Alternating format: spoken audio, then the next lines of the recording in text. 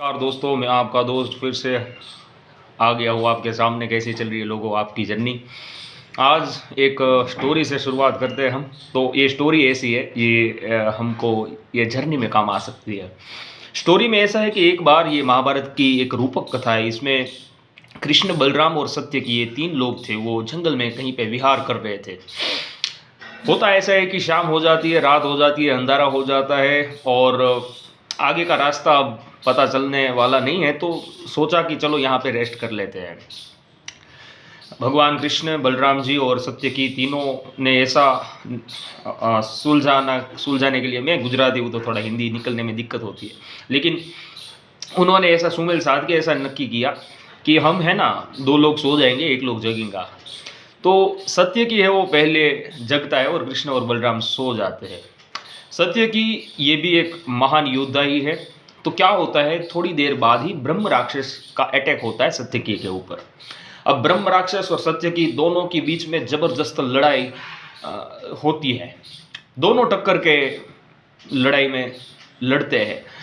ब्रह्म राक्षस के एक प्रहार से सत्यकी के मुंह से एक चीख निकल जाती है। दर्द सह नहीं पाते। तो क्या होता है कि राक्षस की जो कद और उसकी शक्ति है वो बढ़ जाती है। ये सत्यकी ने देखा और राक्षस की शक्ति वैसे बढ़ गई थी। तो फिर राक्षस ने प्रहार किया और सत्यकी के मुंह से चीख निकल गई।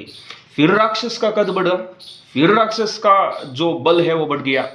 ऐसे करते करते करते करते सत्यकी से अब नहीं हो पा रहा था। तो उन्होंने बलराम जी की हेल्प लेने के लिए बलराम जी को बुलाया और अब बलराम जी लड़ रहे हैं। राक्षस का बल बहुत ही ज्यादा बढ़ गया है।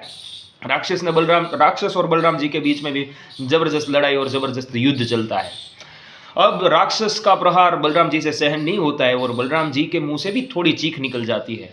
फिर राक्षस का कद बड़ा हो जाता है, उसका बल बड़ा हो जाता है और फिर वैसे ही बलराम जी के ऊपर फिर राक्षस प्रहार करता है। फिर उनके मुंह से जो दर्द की चीख निकल जाती है और जो राक्षस है उसका कद है वो बड़ा होता जाता है, उसका बल बढ़ता है।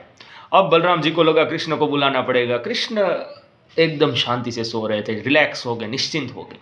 कृष्ण आए और उन्होंने ये सब देखा था, खेल देख लिया कि क्या है राक्षस की प्रकृति, क्या है इसकी फितरत। कृष्ण अब राक्षस का प्रहार कृष्ण को भी दर्द दे रहा था, लेकिन कृष्ण चीखते नहीं थे। वो हंसने लगे, जोर जोर से हंसने लगे और बोले और मार मेरे को, और जोर से मारा। और देखा जब ये हुआ तो राक्षस का बल है वो क्षीण होता गया, उसका कद है वो कम होता गया। कृष्ण को पता चल गया, उनको तो पता ही था। राक्षस फिर वार करता है, कृष्ण फिर दर्द है उनके अंदर, फिर भी वो हंसते हैं। इतनी जोर से हंसते हैं कि राक्षस को भी वैसे शर्म आ जाए। फिर राक्षस का कद घटा, फिर राक्षस का बल क्षीण हुआ। ऐसे करते करते करते करते वो राक्षस है वो इतना पतला हो गया, इतना पुतले जैसा हो गया और उसका प्रहार, उसका जो संहार है वो भगवान कृष्ण ने कर दिया। सेम हमारी लाइफ में वो जो राक्षस है वो रूपक के रूप में है, वो है हमारी तकलीफें।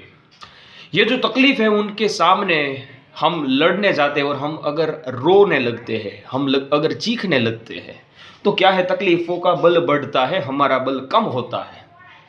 हमें कृष्ण से सीखना है कि तकलीफें तो है, दर्द तो है, सब है, लेकिन हंसना है। कितने भी विकट परिस्थिति है, हंसेंगे तो तकलीफ का बल है वो कम होगा। सेम ये स्टोरी हमारी जर्नी में काम आ सकती है। अर्जिश तो है, हम रोते रहेंगे कि अभी अर्जिश खत्म नहीं हो रही है, अभी मेरे अंदर बुरे विचार आ रहे हैं, ये हो रहा है, वो हो रहा है।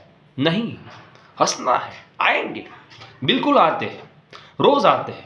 मैं भी लड़ता हूँ, आपको भी लड़ना है। ऐसी बिल्कुल एक्सपेक्टेशन नहीं रखनी है कि ये सब बंद हो जाएगा। नहीं, बंद हो गया तो आप भगवान हो गए। अगर आप पूरे निर्विकारी हो गए तो आप भगवान हो गए। ऐसा तो होने वाला नहीं है, स्टेप बाय स्टेप होगा। अर्जिश आएंगी, तकलीफें आएंगी, आपको जला के राख कर देंगी, लेकिन यह मार्ग शूरवीरों का है, ये मार्ग लड़ने वालों का है। लड़ना पड़ेगा, उनको देखना पड़ेगा, उनके असर में नहीं आना है, अपनी साधना बढ़ानी है। मैं भी बढ़ा रहा हूँ, आप भी बढ़ाओ। और हाँ, हमें गिरा भी देती है, ऐसी भी हमें उनके झांसे में भी ले लेती है। ऐसे भी होंगे, ऐसे भी मौके आएंगे, लेकिन हमें हंसना है। ठीक है, इस समय अर्जिश आई है, कोई बात नहीं, आओ। कितनी आओगी? ओह, पूरा दिन चले, कोई बात नहीं। पूरे दिन नेगेटिव विचार आए, कोई बात नहीं। दूसरे दिन वो आए, चलो कोई बात नहीं, आओ। और कितने निकलोगे? इनका सारों का स्वभाव अनित्य है। इन सभी विकारों का स्वभाव है वो आते रहना है, जाते रहना है। बुद्धिज्म में उनको अनित्य बोलते हैं, जैनिज्म में उनको पुद्गल बोलते हैं। पुद्गल का स्वभाव कैसा है? उत्पन्न होता है, नष्ट होता है, विनाश होने वाला ही स्वभाव है। तो आज नहीं तो कल, देर नहीं तो सवेर, ये अर्जी से वो उस मोमेंट की आएगी, ख़त्म हो जाएगी। अगर हम उनको खुराक ना दे तो हम क्या है, उनको फ्यूल दे देते हैं। मेरे से भी ये गलती होती है कि हम है फ्यूल दे देते हैं, उसमें राचने लगते हैं। ये नहीं होना है। अगर होश आए तो फिर से हमको वापिस आ जाना है कि नहीं, हम उसमें लोट पलोट नहीं लगाएंगे। हम कल्पना आती है तो उसके अंदर घुस नहीं जाएंगे, उसको चिंतन को हम चेंज करेंगे। ये अंदर की साधना है और ये करनी है। बाहर की तो सब खान पान में ध्यान रखना है, पेट का ख्याल रखना है, ये सब तो ही करते ही है। ये अंदर की जो चीज़ है वो करनी है।